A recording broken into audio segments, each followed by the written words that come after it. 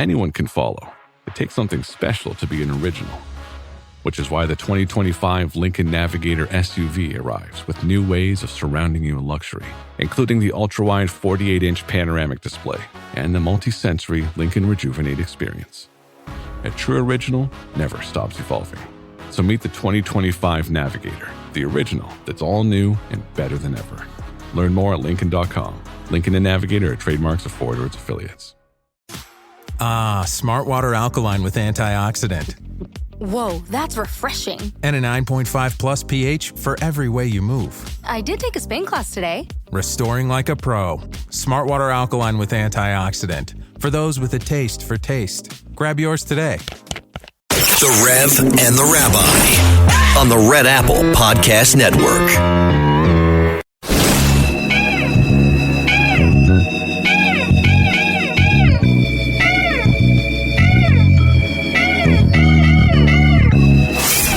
The sound of praise for your Sunday morning. The only one who could ever teach me. Introducing Reverend A.R. Bernard of the Christian Cultural Center. Was the son of a preacher man. And Rabbi Joseph Paterson of Religion on the Line. The only one who could ever teach me. Now, here's the Rev and the Rabbi, where faith matters. Good morning, I'm Rabbi Joseph Patasnik. And I'm Reverend A.R. Bernard. Reverend, of all the times that we have picked Governor Paterson to come on the air, this is such a propitious moment.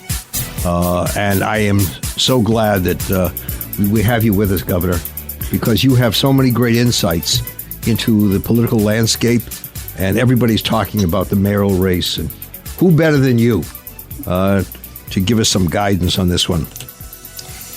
I agree.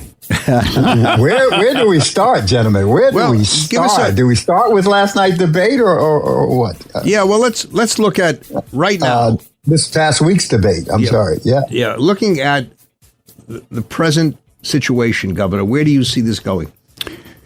So where it was going at the time of the debate was the new polls showed Mamdani with 43%, and then former Governor Andrew Cuomo with 29%. And Curtis Sliwa with 19%. And I maintain, as I maintained in the previous poll where it was 46 Mamdani, 33 Cuomo, and 15 Sliwa, that even if these people who tried to talk Curtis Sliwa into getting out of the race, it would not guarantee, nor would it even be, in my opinion, predictable that in a one-on-one that Andrew Cuomo could beat Mamdani at that point. And the people who vote for Curtis, they would not all go and vote for Andrew Cuomo. They just wouldn't. I bet half of them don't even like him. And so I think that mission, which drove Curtis into a Captain Queeg moment here right on WABC a few days ago, it demonstrates that if Cuomo is going to win, he's going to have to land some, information on Mamdani or catch him saying something that's outrageous. But the funny thing is, we're in a new day. People say all kinds of things, and you think, "Oh my God, they're cooked. They can't run anymore." And they come back out the next day, and no one says anything about it. Wow. Well, you saw the endorsement by the mayor of Governor Cuomo, whereas the mayor had some very harsh words to describe Governor Cuomo a few weeks ago. Yes. And then he had the press conference in this place called Harlem. I guess he forgot that I live there. And Governor Cuomo called to apologize to me about that because he had wanted us to do it together. And by tomorrow, it'll get done with me. I thought you lived in Trump Tower in Manhattan. Oh, I didn't know that. Yeah, right. That's my weekend residence. Rev? You guys are expressing the very reason why we have to listen broadly and not zero in on statements that are made along the way, because they will shift in a minute and become quite contradictory. I mean, if you look at Zoran Mamdani, he has modified and clarified. So, and I'm not, supporting him, not a fan, But, he has modified and clarified some of the things that he has said and changed them along the way. Except when it comes to Israel. He hasn't modified that at all. Are you talking about his statement with regard to the Jewish people? Because, there's two different things. There's what's happening in the state of Israel, right? The political nation state of Israel. And there are the Jewish people in New York City. Yeah, well, what I find interesting is he talks about, no, I will protect the Jewish community, while at the same time he inflames the climate. When you make statements about globalizing intifada, and you don't walk it back. You just say, well, I wouldn't use it, but you don't condemn. You don't ask others not to use it. And all the other statements he's made. So it's like saying, I'll call the FDNY, but I'm going to light the flame first. Well, the other candidates, both of them, quoted things that the assemblyman has said, and he looked right in the camera and told them that he didn't say that. And I don't think it would take too long for anybody with a cell phone to actually go and find those statements, and maybe they might be useful to particularly Mr. Cuomo in the last couple of weeks. I'm going to play devil's advocate here, guys, because, how many candidates have said one thing and then turn around and deny that they said it or try to spin it a different way. What are the issues at stake here? That's my question. And we're talking about all this, these comments. What's the issue? What are the issues at stake here? Governor, you understand how systems work, whether it's state government or New York City government. Can someone simply walk in and make these kind of changes that he may be proposing overnight? Or is the system designed in a way to thwart that possibility from any newly incoming elected official? Well, I get the feeling that the issue that most New Yorkers are concerned about is public safety. And in that regard, when Mamdani said he would keep Jessica Tisch as the police commissioner, I thought that was a good move on his part. However, he'll say something like that, and then, you find out that he has been supportive of individuals and organizations that have done nothing but antagonize people who live in the city, and also the fact that crime has been rising in the city. So whether he's connecting with them or not, I'm not sure that he is. Well, let's break it down a little bit. Talk about free buses, and we all know the argument, well, he doesn't control, that's the MTA. But to say that if we have free buses, then they don't assault bus drivers, they won't be able to assault bus drivers, well, that may be so, but we do have passengers who have money. So they won't assault the bus driver, they'll assault the passengers. They're sitting targets. Yeah, I mean, I think what's happened is the bloom is off the rose in a number of cases. Right? What sounded so attractive. Oh, free this, free that. Then when you take a deeper dive, you say, wait a minute, you can't have that. If you're going to freeze the rents at 2%, you're going to have landlords who are saying, here, have your building back. I'm not going to invest in this building if I'm going to lose money on it. You run it now. They're going to go to other jurisdictions. Yeah. So that's why I see, Governor, the polls have tightened. I think the polls have tightened because when Mamdani first started, my thought about him is it reminded me of people who, when I was in high school, ran to be like student government president, and we're juniors and seniors in high school. And some of them ran because they really wanted to be this, and some of them ran because they just wanted to show off. Right. And I remember this one guy got up, we're going to have this election, and he says he's going to get rid of the principal if he wins. And so I saw Mamdani really almost as like a character, just like a comedic character. But then when you start to hear, some of his assertions, particularly the ones involving all of these free items that are going to materialize, where's the money going to come? Yeah. And then he says, well, he's going to tax the rich. They won't be any more rich. Yeah. They'll be rich. you and the Rev will leave town. It's over. Exactly. Hey, wait. I'm concerned. Look. Look. I'm a reverend. I have congregation, but I also have 100 employees. Right. And he said something about proposing, a $30 minimum wage by 2030. City-owned grocery stores, a rent freeze for rent stabilized units, higher corporate and millionaire taxes. But let's just talk about minimum wage, because if you bump minimum wage so radically, right? What's going to happen to these employers who can't afford? Right, you lose jobs. They're going to cut the number of people that work for them. Right, and in cutting that, they will have summarily dismissed the whole confidence in an effective minimum wage. Now, Governor Cuomo did raise the minimum wage to $15 an hour. Back about 10 or 12 years ago, and there was a lot of hoopla about that, but the way he did it was in stages. So, first it was 12, 12.5, 14.5, 15. Right. We're going to take a break right here. Why? Hold that thought. Does this freeze it? Governor, we have to pay you $30 an hour for as you come in here on this appearance? Wow. We weren't prepared for that. Wow. Yeah. Stay tuned. We'll be back with more of the Rev and the Rabbi right here on Red Apple Radio Networks. Reverend A.R. Bernard, Rabbi Joseph Patasnik, where faith matters. The Rev and the Rabbi.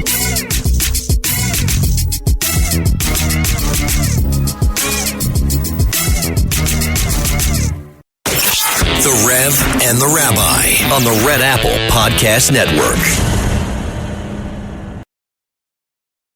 If you're looking to create, grow, and sustain your wealth, download and subscribe to the Pain Points of Wealth podcast at BeBullish.com with Bob, Ryan, and Chris Payne. It's your podcast for market insights, money tips, and real talk on the economy. Download and subscribe at BeBullish.com. Once upon a mundane morning, Barb's day got busy without warning. A realtor in need of an open house sign. No, 50 of them, and designed before 9. My head hurts. Any mighty tools to help with his plight? Aha! Barb made her move. She opened Canva and got in the groove. Bulk creating Canva sheets. Create 50 signs fit for suburban streets. Done in a click, all complete. Sweet! Now, imagine what your dreams can become when you put imagination to work at Canva.com. You don't technically need this car. You say that out loud to yourself. You say, I have no space. You say, I'm just looking. Then you click.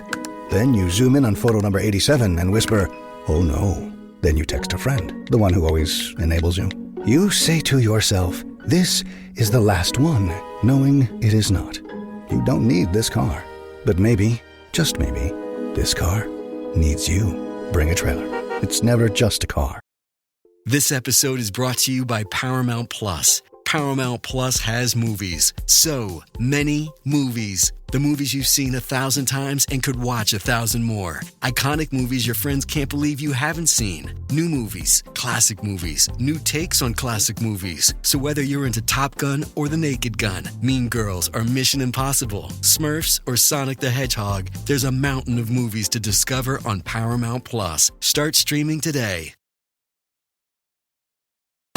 The Rev and the Rabbi. Entertaining and informative on the Red Apple Podcast Network.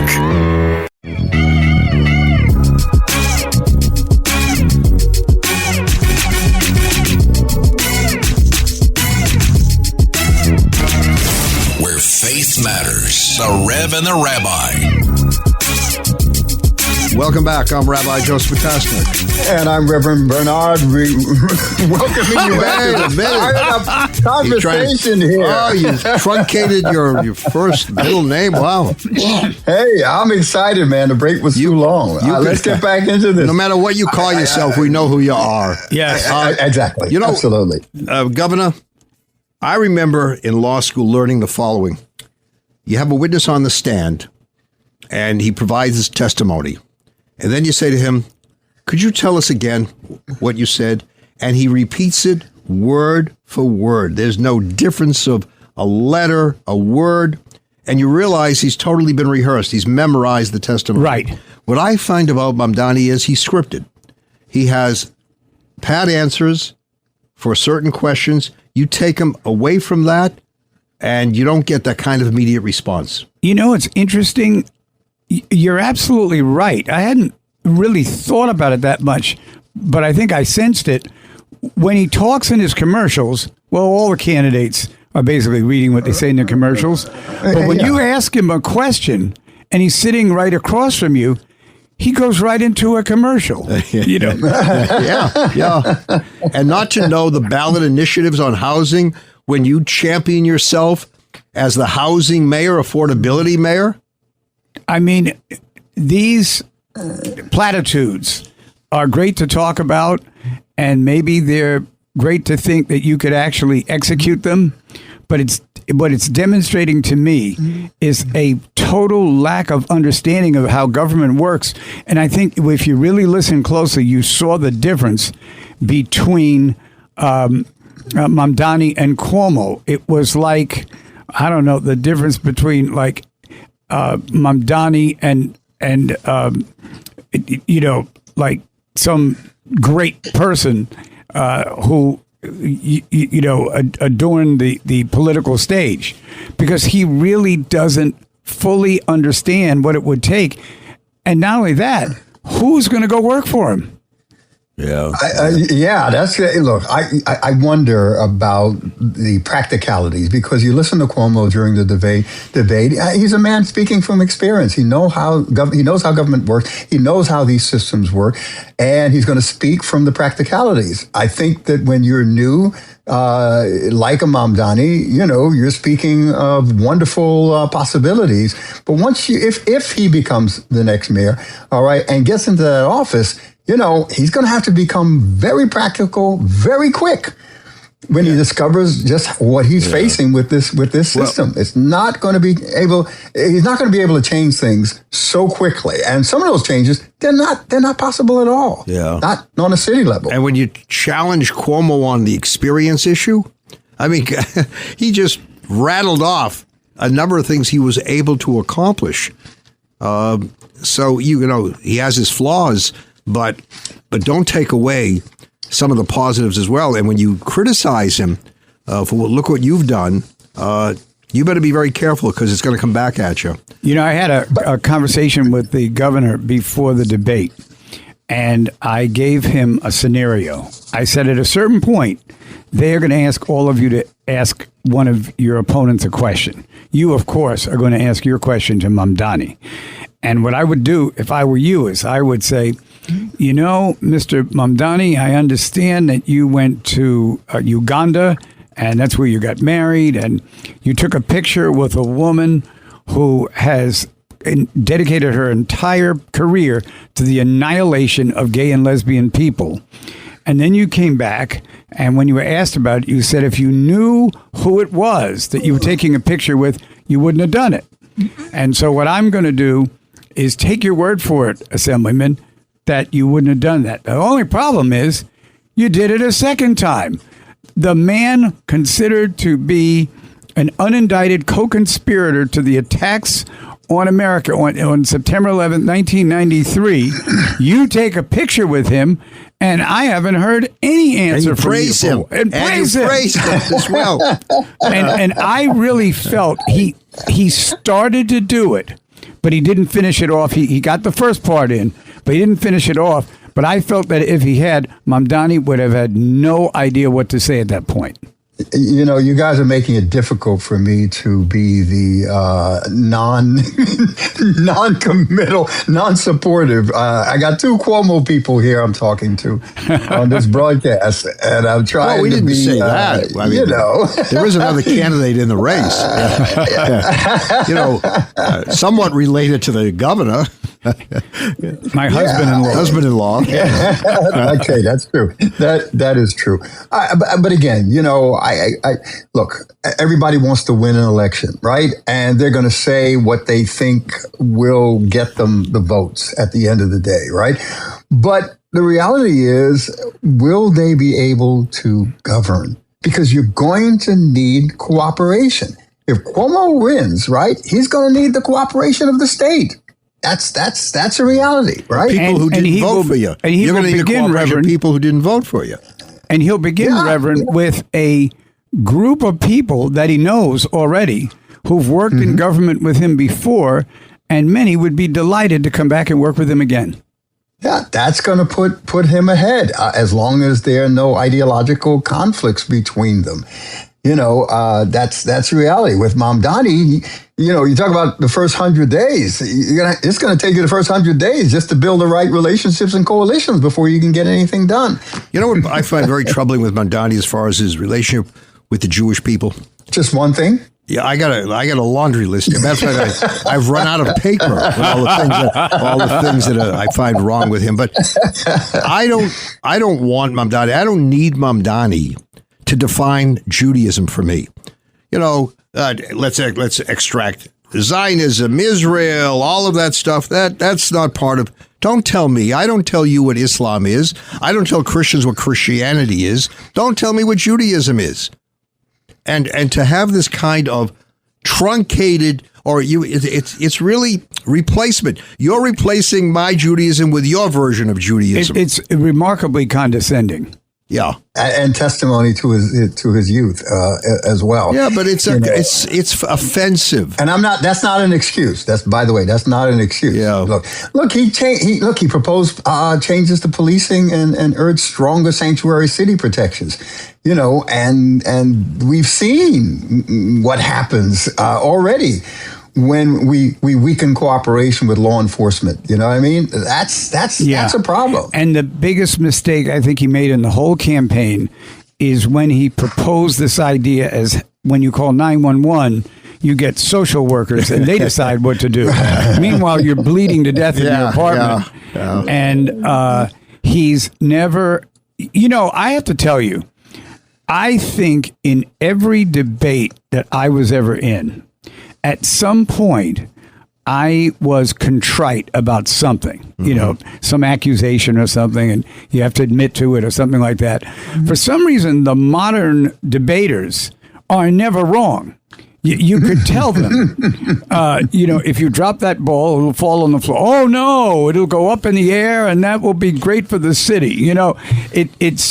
It's unfortunate that people don't understand that the public can see through these disguises. Yeah. We're going to take a break here, Governor and Reverend Bernard. I just want to say this to you. I think what's happened now because the polls have tightened, people are not taking the result for granted. Right. Yes, right? Exactly. Right? A month ago, I don't have to vote. I know what's going to happen. You don't hear that right now. No. Yeah. A month ago, I took it for granted. Yep. People are, and it forces them to listen closely to what each of the candidates are saying, and that's what's going to make the difference. Okay, we got a break. We'll be right back with more of the Rev and the Rabbi right here on Red Apple Radio Network. Stay tuned. The Rev and the Rabbi on the Red Apple Podcast Network. Breathe deep.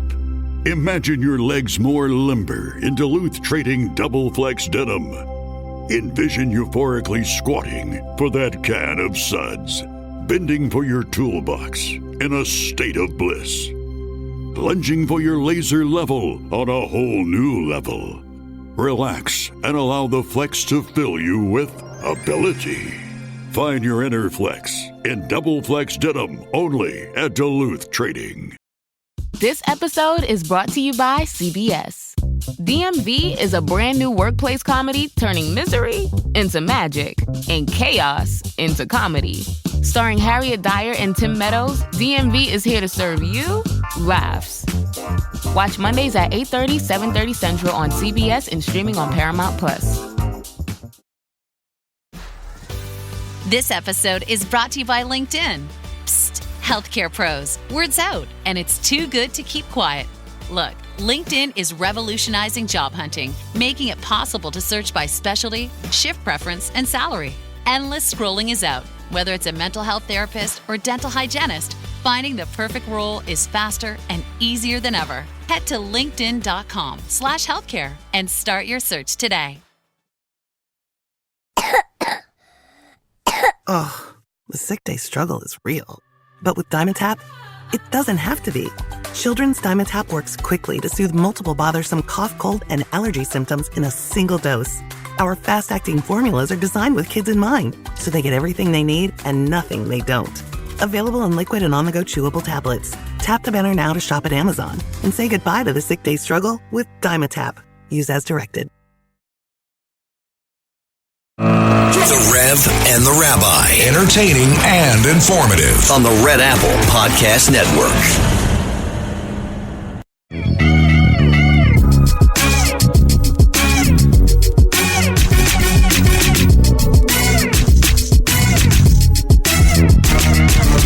Reverend A.R. Bernard, Rabbi Joseph Potasnik, the Rev and the Rabbi.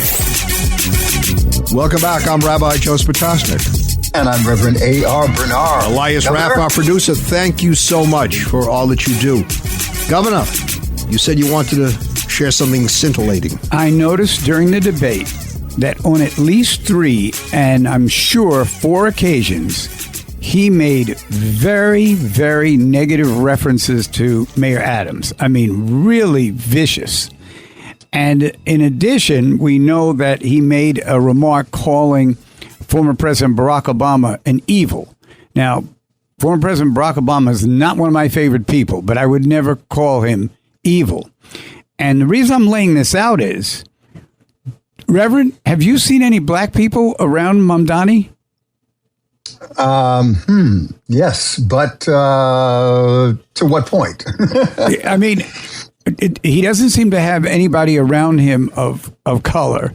There's always been a problem between the socialism and the black community because they were always trying to use the black community as pawns for their political victories. And that's in some ways what I think Mamdani is doing today. And I haven't heard anyone else talk about it, but if you watch and listen to him, it's there. Oh, that's good news. That's good. He's yeah, antagonizing your community. We stand with you. For you. Governor, we're with you. We're not going to let him get away with it. I knew. Until after the election. I knew you would come to my defense. Yeah. You know, look, you tapped into something there when it comes to his relationship with community of color. You know, look, we can go back to, Nixon Kennedy and why Kennedy won. That election in 1960 is because of the white liberal vote and the African American vote. That's a reality.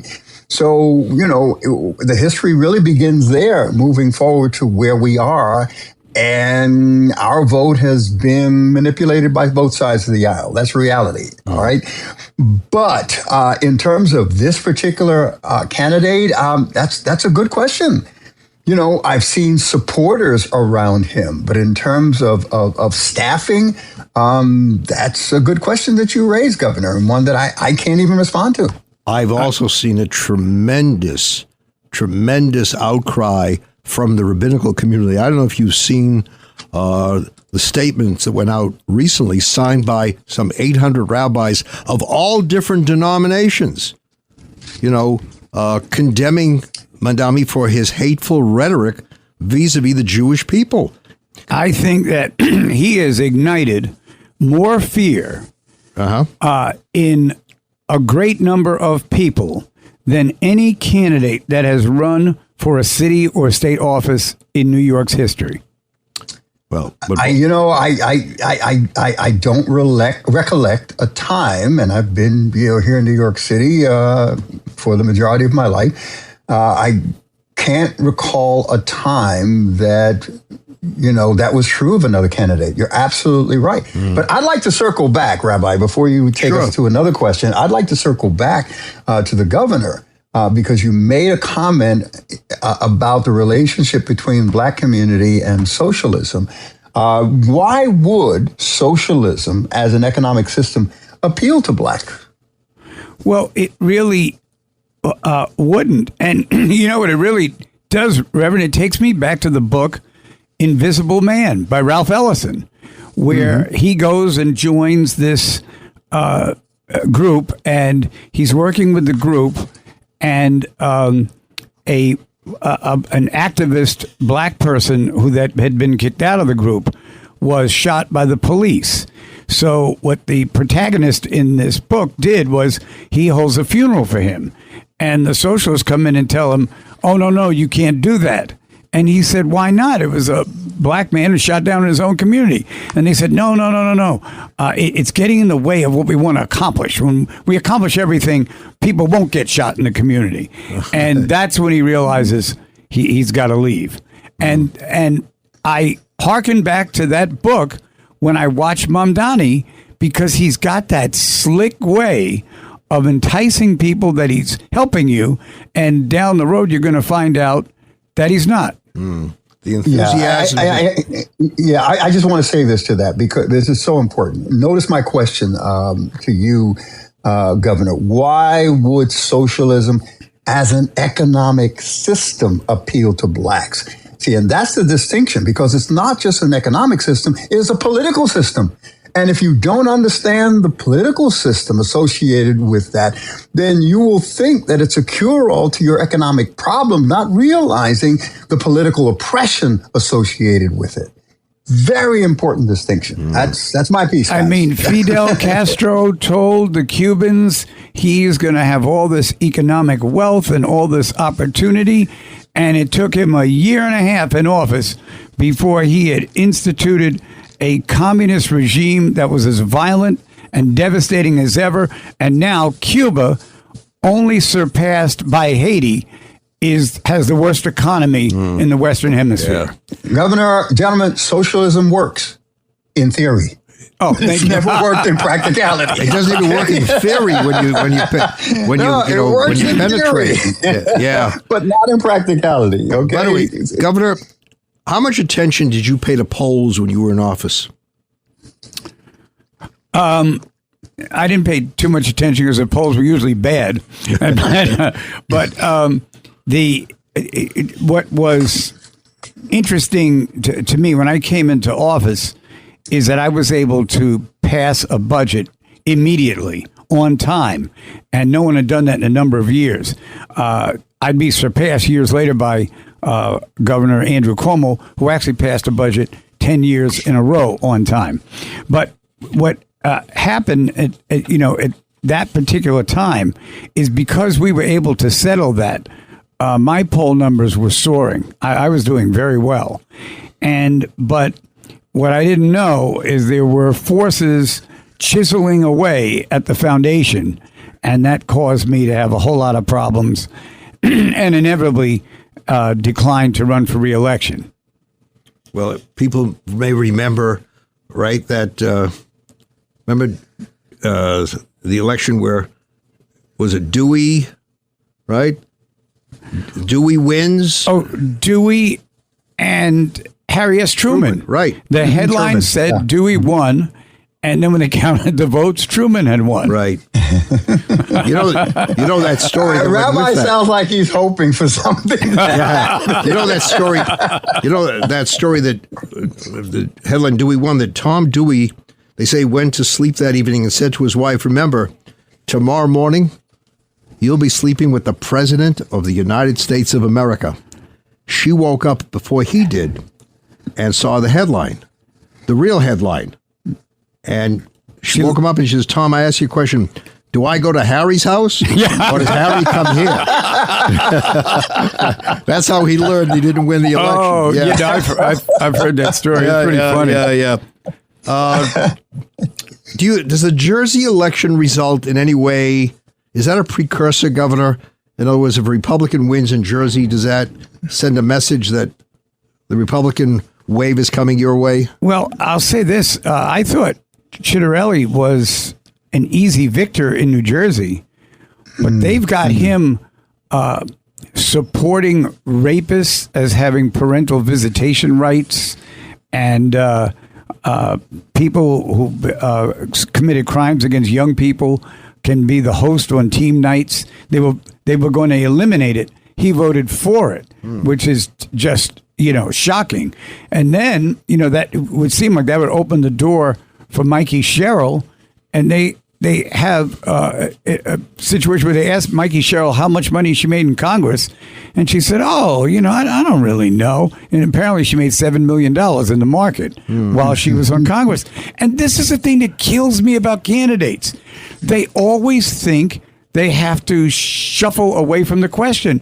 Why didn't she say, "Yeah, I raised a lot of money for myself, and now I'm looking to raise a lot of money for my fellow citizens in New Jersey"?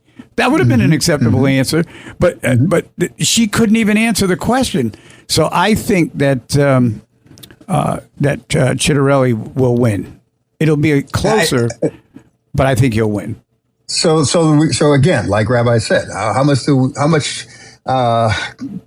we place on the polls? Because polls. Because right now, Mikey Sherrill is ahead. Last time I think she was like 4 or 5 points ahead in the polls. So we'll see what that means. I think that's the result of this commercial she put out, where they showed his voting record in the legislature, where he voted. He sounds like a right-wing, way-out creep.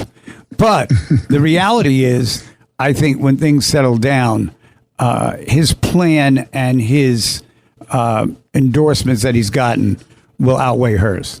All right, let's take a break here. All right, Rev. Another break? Yeah. Okay, then we will be back with more of the Rev and the Rabbi in this hot conversation right here on Red Apple Radio Networks. Reverend A.R. Bernard, Rabbi Joseph Potasnik, the Rev and the Rabbi.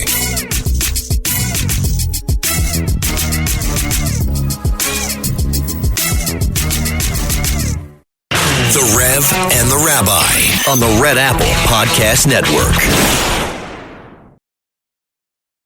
A message from McAfee. Wondering why the post office is texting you, or why you owe thousands of dollars in toll fees? Because someone's trying to scam you. The good news? McAfee can help. With McAfee's award-winning scam detection, it's easy to tell what's real and what's fake over text, in your inbox, and online. If they're You want a free gift? Seriously? If they're faking it, they're not making it past us. Get award-winning scam detection today. McAfee.com/keepitreal. This podcast is brought to you by Carvana. Carvana lets you buy your next car on your terms. Explore a massive inventory online, filter for what matters, and find your perfect match. Then choose delivery to your home or pick it up at one of Carvana's iconic car vending machines. Every car also comes with a 7-day money-back guarantee, so you can make sure it's the right fit. Buy your car on Carvana. Delivery or pickup fees may apply. Limitations and exclusions may apply. See our 7-day return policy at Carvana.com. Carvana. This is a real good story about Bronx and his dad, Ryan, real United Airlines customers. We were returning home, and one of the flight attendants asked Bronx if he wanted to see the flight deck and meet Captain Andrew. I got to sit in the driver's seat. I grew up in an aviation family, and seeing Bronx kind of reminded me of myself when I was that age. That's Andrew, a real United pilot. These small interactions can shape a kid's future. It felt like I was the captain. Allowing my son to see the flight deck will stick with us forever. That's how good leads the way. ¿Hablas español? Sprichst du Deutsch? Kann du Norsk? If you used Babbel, you would. Babbel's conversation-based techniques teaches you useful words and phrases to get you speaking quickly about the things you actually talk about in the real world, with lessons handcrafted by over 200 language experts and voiced by real native speakers. Babbel is like having a private tutor in your pocket. Start speaking with Babbel today. Get up to 55% off your Babbel subscription right now at babbel.com/Spotify. Spelled BABBEL.com/Spotify. Rules and restrictions may apply. The Rev and the Rabbi on the Red Apple Podcast Network.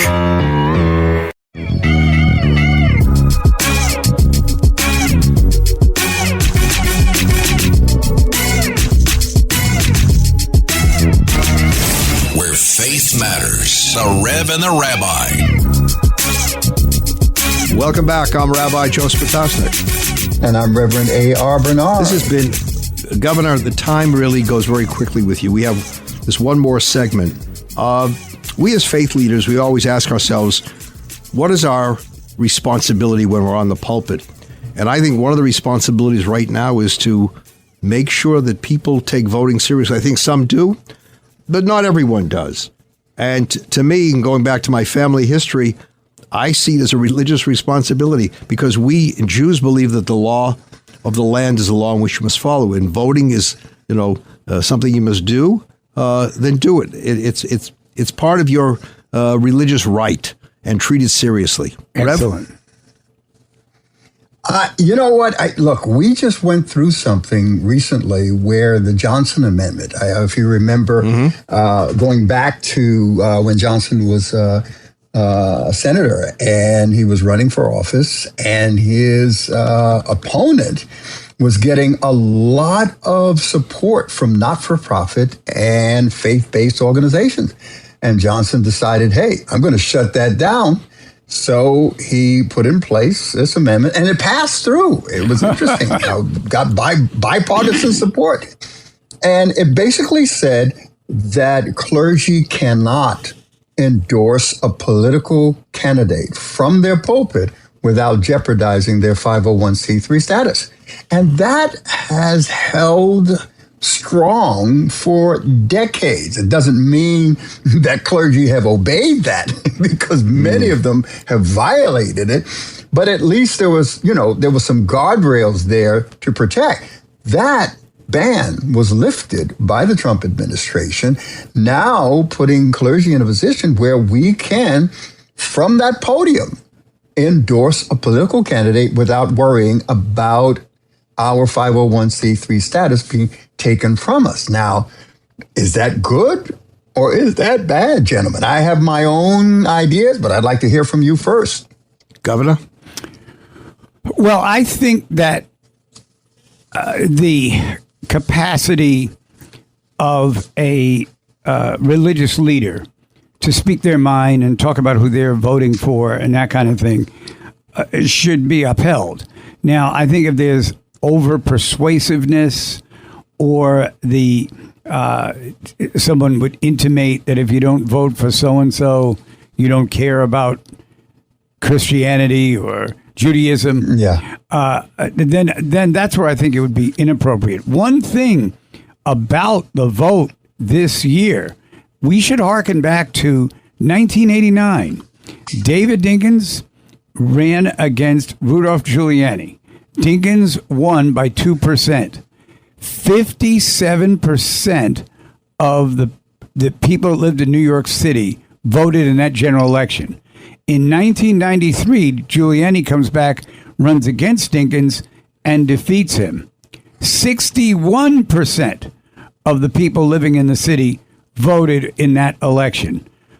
If we get past 30% in this election, even with all the hoopla and the rhetoric and the pandemonium, it would be an achievement. But is it in the best interest of a congregation for the person on the pulpit to endorse a candidate by name?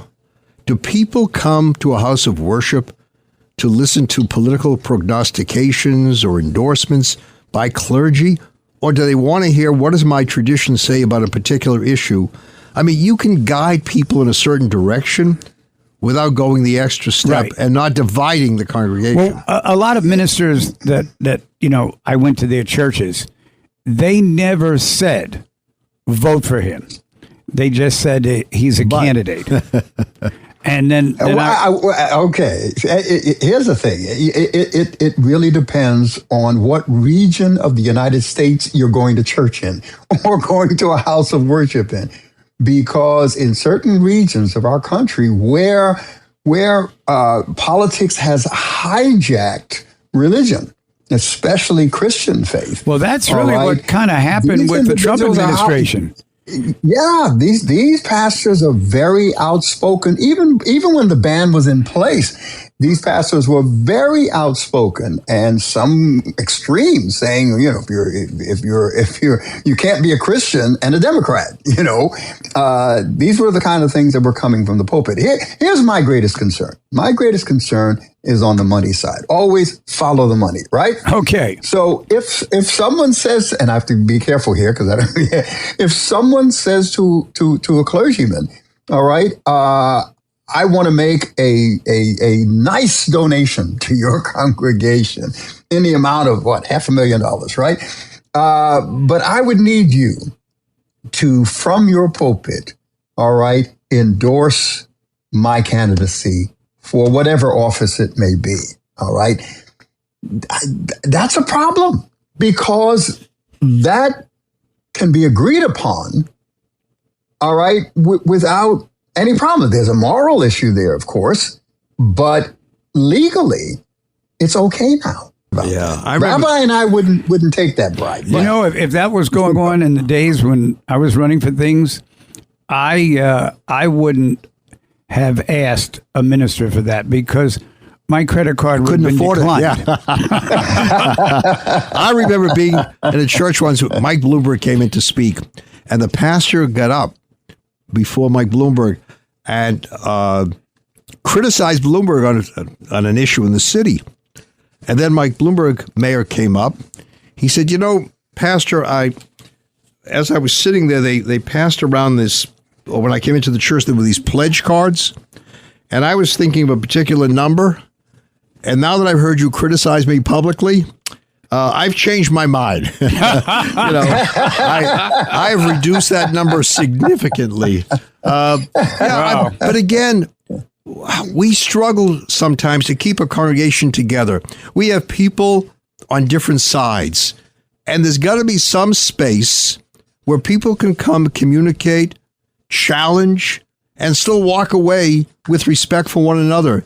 When we get into the endorsement business, I think we're walking in a very troubled area.